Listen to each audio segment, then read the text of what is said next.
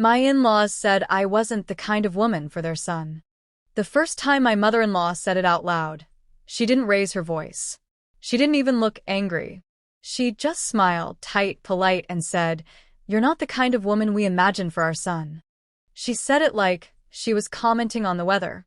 We were standing in her kitchen, the smell of lemon cleaner still sharp in the air, a roast chicken cooling on the counter between us. My husband had stepped outside to take a phone call. The room felt too quiet, like the house itself was holding its breath. I remember gripping the edge of the counter, my fingers pressing into the cool granite, because suddenly I wasn't sure my legs would hold me up. Before I continue, let me ask you something, my besties. Where are you listening from today? Here in the US, the UK, or somewhere else? And as you listen, I want you to tell me in the comments what you would have done in my place. This is Voice of Mrs. Addison, and this story is not easy to tell, but it's an honest one. Don't forget to subscribe and like the video. I laughed at first.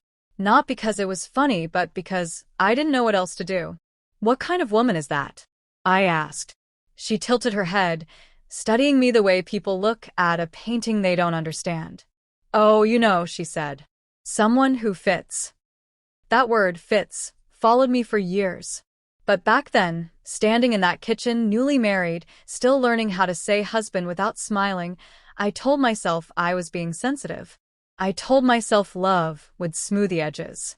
I told myself marriage meant acceptance came with the vows. I was wrong.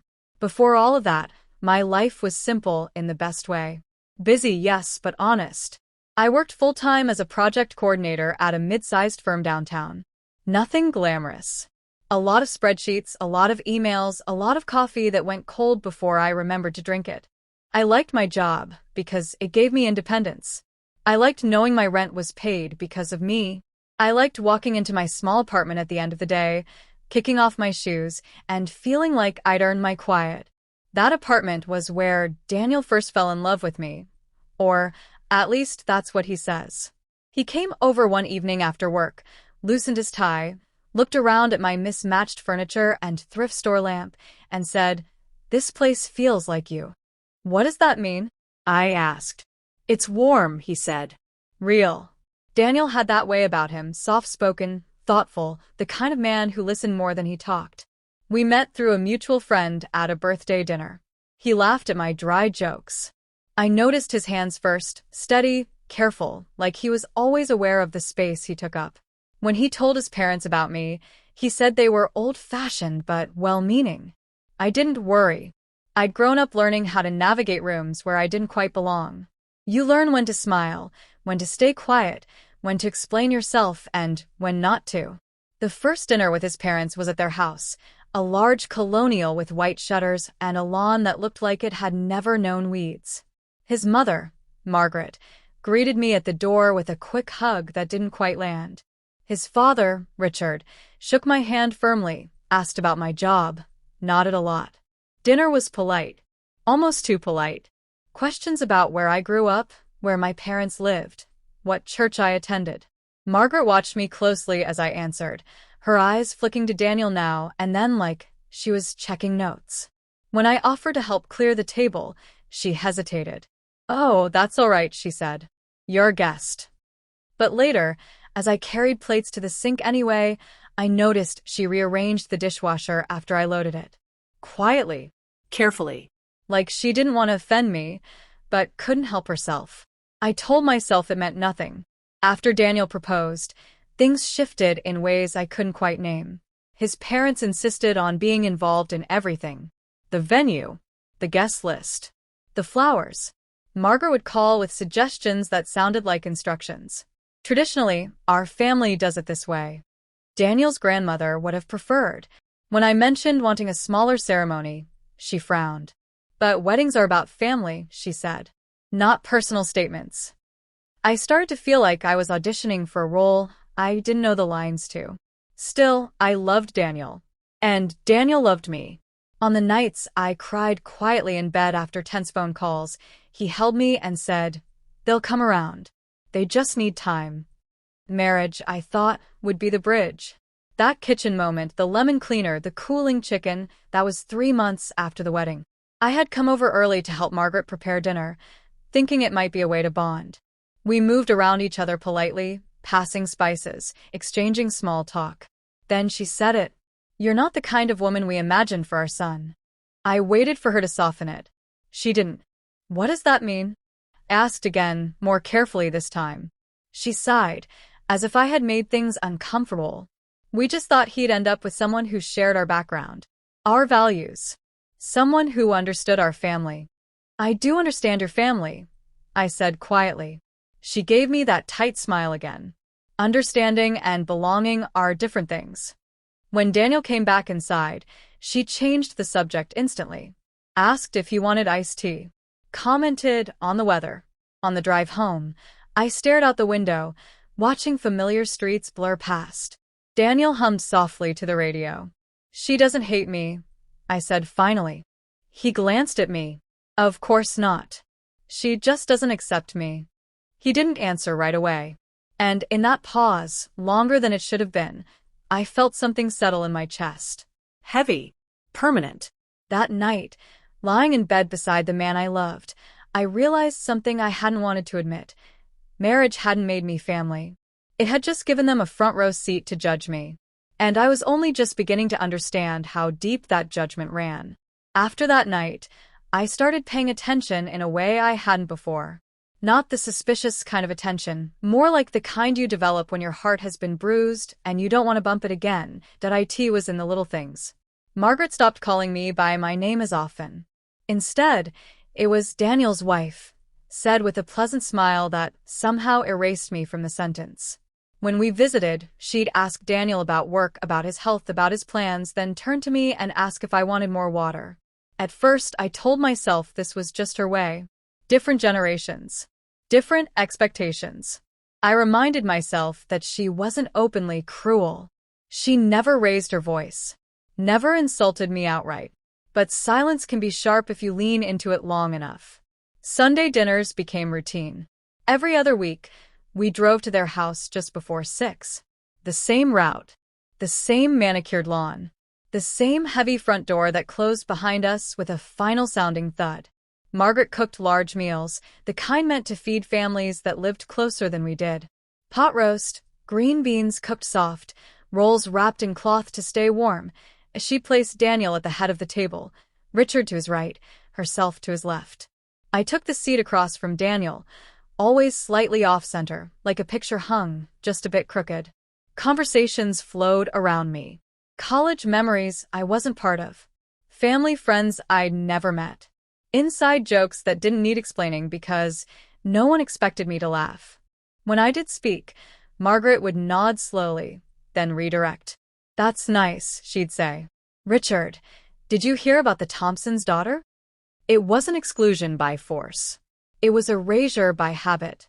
Daniel noticed sometimes. He'd squeeze my knee under the table or bring me into the conversation with a gentle, "What do you think, babe?" But his parents would smile politely and move on, like they'd heard static instead of my voice. One evening, after we got home, I said, "Do you ever feel like I disappear when we're there?" Daniel sighed and rubbed his face. "They're just set in their ways." "So am I," I said. "I just didn't realize my way didn't count." He kissed my forehead. "I love you. That's what matters." I wanted to believe that love was a shield, that it could soften everything it touched. But love doesn't always protect you from what people refuse to see. The first real crack came the night Margaret invited us over to discuss future plans. She used that tone, the one that made it sound like a meeting rather than dinner. We sat in the living room, the furniture stiff and formal, like it didn't expect to be used often. Margaret folded her hands in her lap. Richard cleared his throat. "We were just talking," Margaret began, "about grandchildren." My chest tightened. Daniel glanced at me, surprised but smiling. "Someday," he said. "We're not in a rush." Margaret nodded. "Of course. But when the time comes, it's important children are raised with a strong sense of identity." I waited. "Our traditions," she continued. "Our values. Our community." I felt it then, the shift. Like a breeze before a storm. "I agree," I said carefully. "Children should know where they come from." She smiled, but it didn't reach her eyes. Exactly. That's why it's important they're surrounded by people who understand them. Daniel frowned. Mom, what are you saying? She waved a hand gently. Nothing negative. Just that blending cultures can be challenging. The room went quiet. I am not a challenge, I said softly. Margaret tilted her head again. No one said you were. But differences matter. Pretending they don't doesn't make them disappear. I looked at Daniel. He looked stunned. And for the first time, I saw something else on his face too, conflict. Not anger. Not defense. Just uncertainty. That uncertainty hurt more than her words. On the drive home, neither of us spoke. The radio stayed off. The road hummed beneath the tires, steady and indifferent. I should have said more, Daniel said finally. Yes, I replied. He gripped the steering wheel tighter. I didn't want to make it worse. It already is, I said. My voice surprised me, calm even. They don't see me as your wife. They see me as a complication. That's not true, he said quickly. Then what is it? He didn't answer. That night, I lay awake listening to him breathe beside me. Slow, even, peaceful. I wondered if he realized how lonely it felt to be lying next to someone and still feel like you were facing something alone. After that, the comments became quieter, but sharper. Margaret asked if I planned to keep my last name forever. She asked if my family celebrated those kinds of holidays. She asked if I thought it might be better if Daniel spent more time with people who shared his upbringing. Each question was framed as curiosity. Each one landed like a test I hadn't studied for. The worst part was how easy it would have been to explode, and how determined I was not to. I smiled. I answered politely. I carried plates and thanked her for dinner and complimented the food. I did emotional gymnastics just to stay balanced in rooms that seemed designed to tilt me. But something inside me started to change. I stopped volunteering information about my life. I stopped trying to impress. I stopped hoping. And then came the afternoon, I overheard a conversation that wasn't meant for me. I had arrived early again. Daniel stuck in traffic. Margaret thought I was still in the driveway. I stood in the hallway, taking off my coat, when I heard her voice from the kitchen. She's nice enough, Margaret said. But she's not the kind of woman we raised Daniel to marry. Richard sighed. He chose her. Yes, Margaret replied. And choices have consequences. I froze. She doesn't fit into our family, Margaret continued. And I worry about what that means long term. There was a pause. Then Richard spoke quietly. Do you think she knows? Margaret didn't hesitate. She must. I stood there, coat still half on, heart pounding so loudly, I was sure they could hear it. In that moment, something settled in me. Not anger, not sadness, but clarity. They weren't confused about me. They had decided. And the real question wasn't whether they would ever accept me. It was whether I was willing to keep shrinking myself, hoping they might. I didn't tell Daniel what I heard that day. Not right away. I don't know if it was self-preservation or exhaustion, but I needed time to sit with it, to feel the weight of it without immediately turning it into a fight or a confession. I finished taking off my coat, walked into the kitchen with a polite smile, and let Margaret kiss my cheek like she hadn't just reduced my entire existence to a consequence. Dinner that night tasted like cardboard. I chewed, swallowed, nodded in the right places. When Daniel finally arrived, late and apologetic, I watched his parents' faces soften in a way I had never quite managed to earn. That's when it hit me, not as a thought, but as a feeling low in my chest. They loved him through me, not with me. On the drive home, Daniel chatted about traffic and work, about a project that had gone sideways. I answered where appropriate, but my mind kept replaying Margaret's voice. She's not the kind of woman we raised Daniel to marry. Raised. As if Daniel were still a boy, as if marriage hadn't made him a man with his own will. That night, I went to bed early. I told Daniel I had a headache. It wasn't a lie, but it wasn't the whole truth either. The pain wasn't behind my eyes. It was deeper, quieter. The kind of ache that spreads when something you hoped wasn't true finally shows its face. Over the next few weeks, I started noticing patterns I had ignored before. Margaret would praise Daniel's accomplishments as if I weren't sitting right there. "We raised him well," she'd say, glancing at me briefly, like I was a footnote in his story. When I talked about my job, she'd smile politely and say, "That must keep you busy," before changing the subject to Daniel's career prospects. At family gatherings, I was introduced with qualifiers. "This is Daniel's wife," Margaret would say, instead of my name. "This is who Daniel married." Never family. Never daughter-in-law. Once, at a cousin's birthday party, a woman I barely knew leaned toward me and whispered, "So, where are you really from?" I answered evenly. She nodded, unsatisfied, and glanced toward Margaret, who watched from across the room like a supervisor, making sure the rules were followed. Daniel tried in his own way. He corrected his mother when she interrupted me. He put his arm around my shoulders when conversations edged too close to exclusion. But I could feel him walking a line, trying not to upset anyone, including himself. And lines like that cut both ways. The tension finally broke one Saturday morning over something small. Insignificant, really. Margaret had called to invite Daniel over to help his father with a home repair. "Just you," she said on speakerphone. "It'll be easier that way." I stood at the sink, rinsing a mug, pretending not to listen. Daniel hesitated. "We usually come together." "Well," Margaret replied lightly, "this is more of a father-son thing." I turned off the water slowly. After the call ended, the kitchen felt too quiet. "You didn't say anything," I said. Daniel rubbed the back of his neck. "She didn't mean anything by it." "That's what you always say." He sighed. "What do you want me to do? Start an argument every time she says something awkward?" "I want you to see it," I said. "I want you to name it." He looked at me, frustration flickering across his face.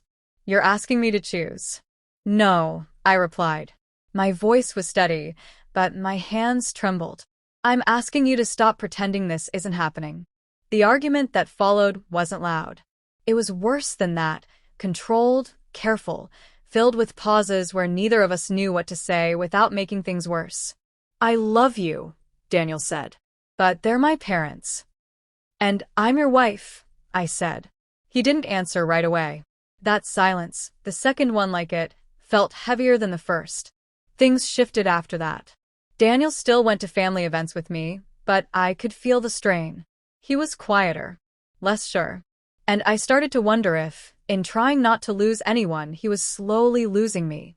The real betrayal, though, didn't come from Margaret's mouth. It came from a piece of paper. It was an envelope, cream-colored, with Daniel's name written neatly on the front. It arrived one afternoon while he was still at work. No return address.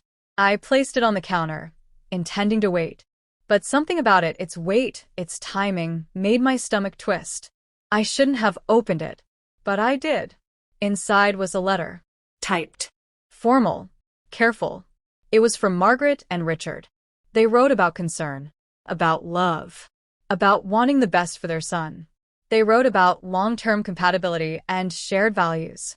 They wrote about how marriage should bring families together, not create distance. And then halfway down the page, the words changed.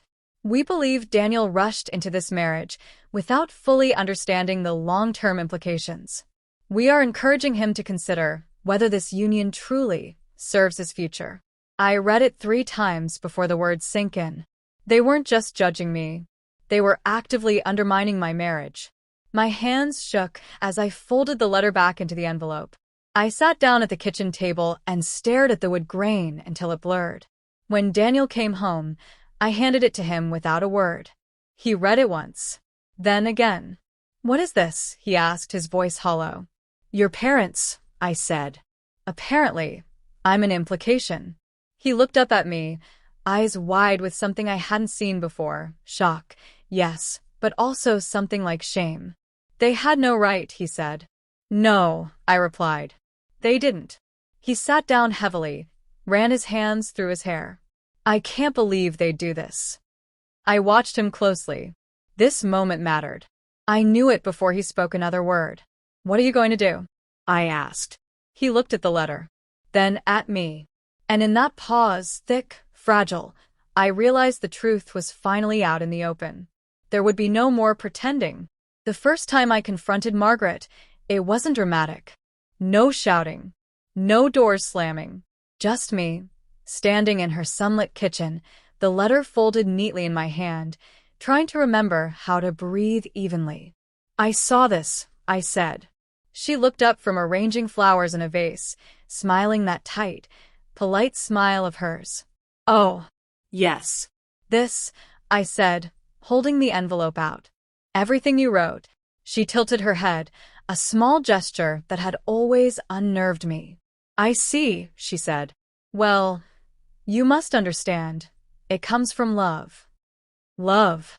I asked, and the word felt heavy on my tongue. Love doesn't tell a man to reconsider marrying his wife. Love doesn't make a person feel like they don't belong in their own home. Margaret's eyes flicked to the counter. "I only want what's best for Daniel." I laughed softly, but it wasn't warm. "You only want what's best for him, at my expense." She shook her head, like a teacher correcting a child. "You misunderstand. You're different. That's all. You weren't raised the way we were. You don't understand certain things. You don't fit." I took a deep breath, remembering all the nights I had cried quietly in my bedroom, all the dinners where I smiled and stayed quiet, all the subtle erasures that made me feel invisible. I remembered the small, almost imperceptible ways she had tried to convince Daniel I wasn't enough. "Different isn't wrong," I said finally. "Not for him. Not for this marriage. And certainly not for me." She pursed her lips. "We're not saying you're wrong. We're just concerned." "Concerned," I repeated, my voice stronger now. "Concerned enough to try to manipulate your son. Concerned enough to write him a letter telling him to reconsider his marriage. Do you know what that feels like? To be told you're a mistake before you've even had a chance." Margaret didn't answer. She just looked at me, quiet now, as if my words had pulled something sharp from the air between us. I left shortly after. Daniel didn't come with me. He didn't need to. I was angry, yes, but more than that, I was resolute. This couldn't continue. I couldn't let my life be dictated by their disapproval. Not anymore. That night, I sat at the kitchen table in our apartment, the hum of the refrigerator filling the silence. Daniel came home, carrying groceries, and found me staring at the space where the letter had been. "We have to address this," I said, not looking at him. He set the bags down. "You mean confront them?" "Yes," I said. "Confront, set boundaries, whatever it takes. I can't live in their world. I can't let their judgments shape my marriage." Daniel rubbed his eyes. I don't know if I can fight them. They're my parents. "And I'm your wife," I said, voice soft but firm. "You love me, right?" He nodded. "I do." "Then we do this together," I said. Over the next few weeks, we planned carefully. We would invite Margaret and Richard over for dinner, and we would speak openly. No small talk. No polite avoidance. Just truth. The day arrived. I spent the morning preparing a simple meal: roasted chicken, green beans, and mashed potatoes. The smell of garlic and butter filled the apartment, grounding me. I set the table neatly, folded napkins, lit a small candle for atmosphere. When they arrived, Margaret greeted me with a smile that didn't reach her eyes. Richard nodded, formal. Daniel walked in beside me, squeezing my hand briefly, and I felt a wave of reassurance. We ate in relative silence, each bite measured, each sip of wine cautious. When the plates were cleared, I stood. "We need to talk," I said. Margaret tilted her head. "Oh, yes," Daniel said beside me. "About the letter. About everything." I took a breath. Your letter wasn't a misunderstanding. It was an attempt to influence Daniel, to make him question his marriage to me. That's not concern. That's interference. Margaret's hand trembled slightly as she reached for her wine glass. "We were only trying to help." "Help?" I asked. "By undermining the woman he married? By implying I don't belong? That's not help. That's judgment. And judgment has consequences." Richard's face tightened. "We didn't mean for it to hurt anyone." "But it did," I said, feeling a calm clarity in my chest I hadn't known I had. "It hurt me. And it hurt your son. And it could have ruined what we have. Marriage is not a place for control. It's a place for partnership, respect, and love. If you can't respect me, you can't be part of this marriage in a meaningful way. Margaret's eyes glistened with something I couldn't read. Shame, maybe. Surprise, maybe. I didn't care to analyze it. Daniel leaned forward. Mom, Dad, she's my wife. I love her. And I'm not going to let anyone make her feel less than she is. I won't. For the first time, I saw something shift in them. The careful smile softened. Margaret's lips pressed together. Richard's jaw relaxed. Maybe it was the realization that I wasn't backing down. Maybe it was the truth laid bare. The conversation that followed was tense but real. I spoke calmly, Daniel backed me, and they listened. Not everything was resolved. Acceptance isn't instantaneous. Change doesn't happen in a single conversation. But the rules had been set. No more letters, no more subtle erasure, no more interference. When they left, Daniel and I stood in the doorway, the scent of roasted garlic lingering in the air. He hugged me tight. I'm so proud of you, he whispered. I didn't do anything heroic, I said. I just stopped shrinking. He kissed the top of my head. That's exactly what makes you brave. And for the first time in months, the apartment felt like a home again. Not just a shelter, but a place where our love could exist without apology, without judgment, without fear. The weeks after that confrontation were quiet, but not empty. They were the kind of quiet that carries a new weight, the weight of lines drawn and respect earned. Margaret and Richard didn't call less often, but their tone changed. They were polite, yes, but there was an acknowledgement in the way they spoke to me, a recognition that I was not just Daniel's wife or an outsider, but someone who deserved space in their son's life. Not fully accepted, not yet, but at least accounted for. Daniel and I found our rhythm again. Evenings were spent cooking together, laughing over small disasters like a burned omelet or an oversalted soup. We walked our neighborhood in silence, sometimes talking, sometimes just listening to the wind rustle through the trees. And every so often, when he brushed my hair from my face or pressed his lips to my forehead, I felt the solidity of our marriage, real, grounded, unshakable. But healing wasn't about ignoring what had happened. I needed to reclaim my sense of self, to stop letting others' judgments define me. I started hosting dinners at our place, inviting friends, neighbors, co-workers. I decorated the table with flowers I picked myself, plates I chose with care. And I noticed the difference. When I was in my own space, when I set the rules, I felt alive. Confident. Unshakable. One evening, I decided it was time for a small test. Margaret and Richard were invited over for a casual Sunday dinner. No confrontation planned, no letter, no hidden agendas. Just food, conversation, and presence. I cooked, Daniel helped, and we set the table together. The chicken roasted perfectly, the mashed potatoes smooth and creamy, and the scent of baked apples filled the apartment. When they arrived, I greeted them with a genuine smile. Margaret's eyes softened as she hugged me. Richard nodded, his usual stoic form somehow lighter. The evening unfolded gently. Conversations about work, about Daniel's new project, about a book I'd been reading. Laughter came small, tentative, but real. Margaret asked me questions about my family, about my childhood, and this time, I felt seen. Not tested. Not measured. Seen. At one point, Daniel and I exchanged a glance across the table. It was the kind of glance that carried everything we had been through, the hurt, the resilience, the love that refused to bend. After dinner, as Margaret cleared the table with me, she spoke softly. You've changed my perspective, she said. I paused, holding a plate in my hands. How so? I see the life you've built with Daniel, she said. The way you support each other. The respect you have for one another. It's admirable. I nodded. No triumph in my eyes. Just recognition. I'm glad you see it. I only ask to be treated with the same respect I give. She nodded, uncertain, but something had shifted. Daniel and I stood in the doorway after they left. The city was quiet, the air cold but refreshing. He wrapped an arm around me, and I rested my head on his shoulder. "You did it," he said quietly. "No," I replied. "We did it. Together." He kissed the top of my head. "I love you," he said. "More than anything." "I love you too," I whispered. And for the first time in a long time, I believed it could survive anything, even judgment, even prejudice, even the weight of family expectations. A few months later, things didn't magically become perfect. Margaret still struggled to understand some of my choices. Richard still hesitated to comment on my career. But we had established boundaries.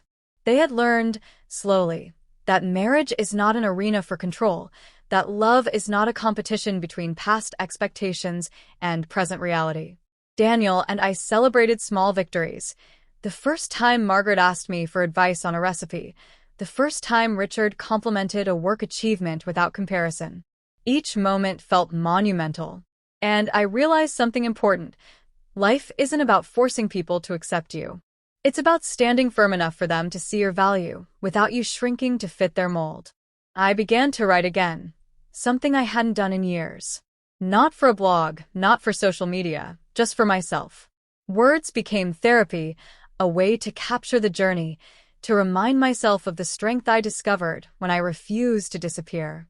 One afternoon, I found myself reflecting on the woman I had been before marriage, the one who hesitated to speak, who measured every word, who carried anxiety in her chest like a stone. And I realized she was still there, but lighter, braver, present. Daniel walked into the room while I was lost in thought, watching me with that soft, tender gaze he always had. "What are you thinking?" he asked. "That I'm proud of us," I said. "Of what we've built. Of what we've survived." He smiled. "We'll survive anything, as long as we're together." I leaned against him, feeling the warmth of home settle over me. Not the home of a house, but the home of a heart that belonged, fully and without apology, to someone who loved me for me. And in that quiet, I forgave, not Margaret entirely, not Richard entirely, but the idea that I had to earn their love. I forgave the fear, the judgment, the prejudice. I forgave it all, not because it was deserved, but because I needed to move forward. Marriage had not guaranteed me acceptance. It had guaranteed me something far more valuable, the chance to stand firm, to be seen by the one who mattered most, and to reclaim myself in the process. The change didn't happen overnight, but the ripple of that confrontation carried farther than I expected. It started at a family gathering, Daniel's cousin's engagement party. Normally, these events were minefields. I'd tread lightly, laugh where expected, smile where I didn't feel like it, nod where I didn't agree. But this time, something had shifted inside me. I was no longer performing. I was present. Margaret and Richard were there, of course. They arrived early, scanning the room as always. But this time, I met their gaze without shrinking. I smiled genuinely. One of Daniel's aunts came over, a woman I'd only exchanged polite hellos with before. "I've been meaning to tell you," she said softly. "I really admire the way you handle yourself. You bring calm to this family in a way, well, not many people do." I felt my throat tighten. "Thank you," I said. Not because I wanted praise, but because I realized my life no longer depended on approval. Even Margaret seemed different. She approached me later in the evening, carrying a small dessert plate. I wanted to say," she began, "that your courage in standing up, in speaking clearly, it made an impression. I may not say it often, but I respect it." I nodded, letting the words settle without needing to respond further. Respect, finally. Not full acceptance, but the first step toward acknowledging my place in the family. The next day, at work, Daniel shared the events over breakfast. "Mom told me last night that she respects you now," he said, his eyes lighting up. "That's huge." I laughed softly. It's not about her approval. It's about me not shrinking anymore. Daniel smiled and kissed my forehead. "That's my wife."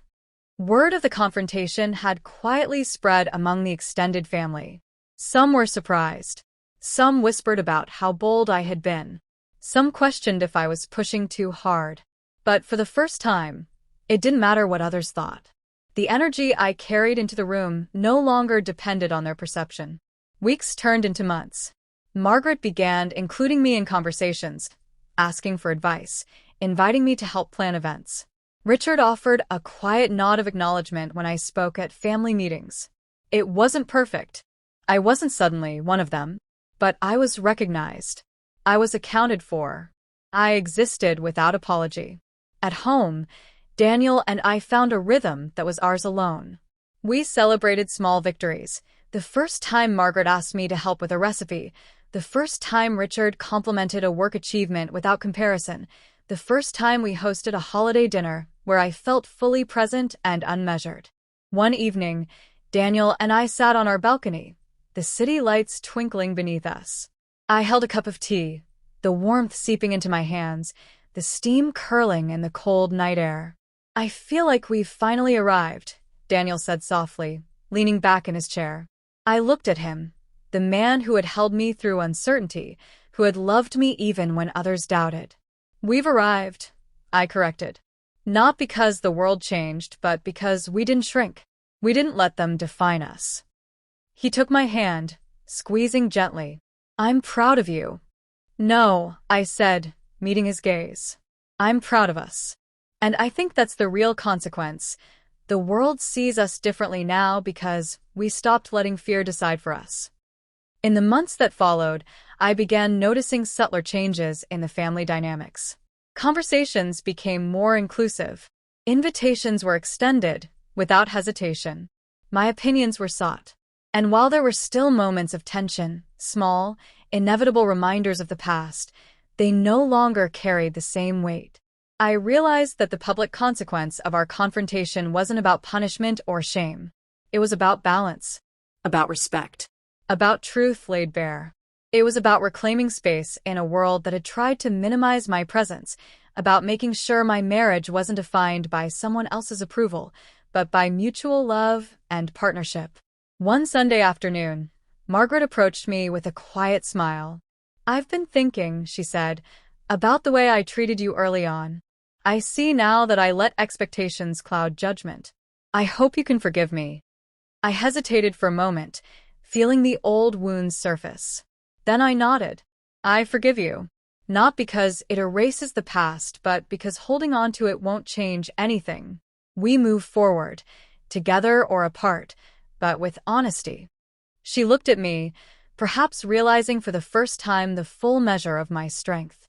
"Thank you," she said simply. In that moment, I understood something essential. Healing doesn't mean forgetting. Forgiveness doesn't mean weakness. And respect, once earned, carries a power that no judgment or prejudice can diminish. At home, Daniel and I continued building our life. We traveled together, shared laughter and tears, faced challenges and celebrated successes. And I carried the lesson with me every day. No one has the right to make you feel less than who you are. Not parents, not in-laws, not even the world itself. I started mentoring a friend through her own struggles with family judgment. I shared my story, my voice steady, my words deliberate. "You have to stand firm," I told her. "Not to be cruel, not to fight endlessly, but to honor your own life and love. Shrinking yourself to fit someone else's expectations only steals your power. Reclaim it." Daniel, ever supportive, smiled at me quietly after one of our mentoring sessions. "You've helped so many people already," he said. "Including me." I laughed softly. "Including us." The real victory wasn't just that my in-laws had learned to respect me, it was that I had learned to respect myself. That I had discovered a strength I didn't know I possessed, a voice that refused to be silenced, and a love that could withstand judgment, prejudice, and doubt. And in that strength, I found freedom. By the time a year had passed, the tension that once shadowed every family gathering had softened into something manageable. It wasn't perfect. Family never is, but it had changed. What once felt like judgment and erasure had transformed into cautious respect, a delicate truce born from honesty and boundaries. I often think back to that first kitchen conversation, the one that cut sharper than any harsh word could. The memory no longer brings tears of frustration. Instead, it reminds me of the strength I discovered, The courage to stand firm, to demand dignity without arrogance, to honor my own worth even when others refused to. Daniel and I grew closer through it all. We built our routines, celebrated small victories, and faced life's challenges as a united front. Even the quiet evenings on our balcony, sipping tea while the city lights shimmered below, became moments of affirmation. In those moments, I felt the full measure of our love, not dependent on anyone else's approval, but grounded in truth, respect, and partnership. I started to notice subtle shifts in myself, too. I was no longer anxious at the thought of in-law visits. I could attend gatherings without rehearsing smiles or measuring my words. I spoke openly, laughed freely, and allowed myself to exist fully, without apology. I realized something crucial. Acceptance from others is nice, but it isn't necessary for peace. The most important acceptance is your own. And so I healed. Slowly, deliberately, I reclaimed parts of myself I hadn't even realized I had ceded to fear and expectation. I forgave, not because it erased the past, but because forgiveness freed me to move forward without bitterness. I forgave Margaret and Richard in part, but more importantly, I forgave myself for doubting my place, my worth, my right to be loved and seen. One afternoon, while I was writing in my journal, Daniel leaned over and whispered, "You've changed this family." I smiled softly, setting down my pen. I didn't change them. I changed us. And in the process, I changed me.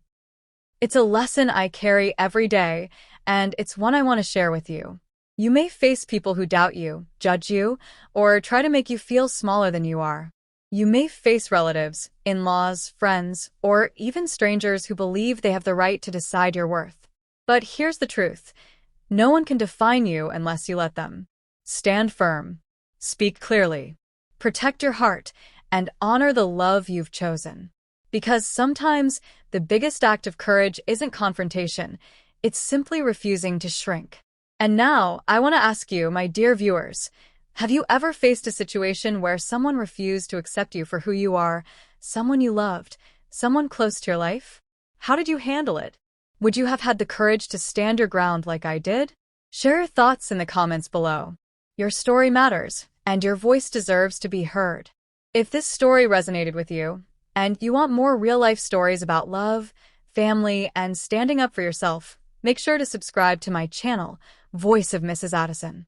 Click the notification bell so you never miss a story that touches the heart, challenges the soul, and offers lessons we can all carry into our lives. Remember, your courage, your love, and your strength are worth defending. And sometimes, the family we choose, those who truly see us, is far more powerful than the family we're born into. Thank you for listening. I'll see you in the next story.